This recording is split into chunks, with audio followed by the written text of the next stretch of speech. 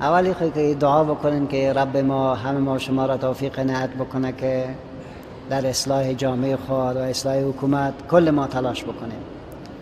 ما یقینا که یک حکومت بسیار مبتذل و رسوا داریم و رشوتخور، رشوت هم مردم ما میته و هم اونا میگیرد. پس پیغمبر که فرموده که راشی و مرتشی هر دویش در عذاب خدا هستند، ما در شک نمی کنیم که بسیار اوقات مردم وادار میکنه جانب مقابل که باید رشوت برش بده. یعنی یک مامور هیچ فکرش نیست که من رشوت میگیرم، ولی دیگرها به زور برش میته، زمینه برش مساعد میکنه، واسطه برش پیدا میکنه. در اینجا این مردم گناهگار هستند و تجربه به ما ثابت کرده. دوستایی که به ما مراجعه کردن گفتم نتون رشوت، الله همون کارش برش کرده، تو نیست که نشاده باشد. یک تعداد لط هستند، یک تعداد نمیخواین بروند، یک تعداد میخواین خلاف قانون کار بکنن.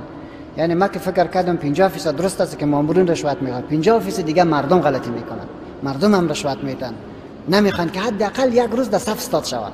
امیر نمیخواد که کمک اما طی مراحل قانونی طی شود، میگن این کار ما رو زود بکن. بنان در مشکل مردم هم است، در مامورین دولت هم است. کوشش بکنن 3 روز بگردین ولی رشوت ندن. این کار نیک است.